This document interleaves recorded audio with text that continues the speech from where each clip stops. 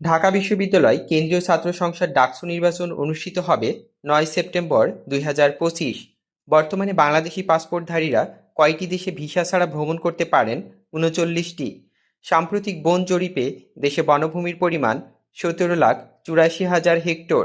বাঘ জরিপ ২০২৪ অনুযায়ী সুন্দরবনে বাঘের সংখ্যা ১২৫টি। সম্প্রতি কোন মহাসাগরে বিপুল পরিমাণ ন্যানোপ্লাস্টিকের সন্ধান পাওয়া গেছে? উত্তর আটলান্টিক মহাসাগর। কেন্দ্রীয় ছাত্র সংসদ ডাকসু কত সালে প্রতিষ্ঠিত হয়? ১৯২৩ সালে। সম্প্রতি আধা সামরিক বাহিনীর নেতৃত্বে সমান্তরাল সরকার ঘোষণা করা হয়েছে সুদানে।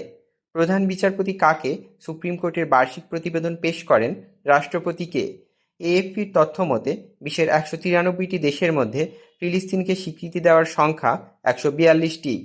বিশ্বের বর্তমান শ্বাসমূলীয় বন কোনটি? সুন্দরবন। ন্যাটো-এর বর্তমান মহাসচিব কে? মার্ক রুটে। ওএসসিই এর পূর্ণরূপ কি?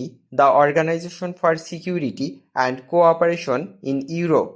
বাংলাদেশের মানুষের গড় আয়ু ৭২.৩ বছর।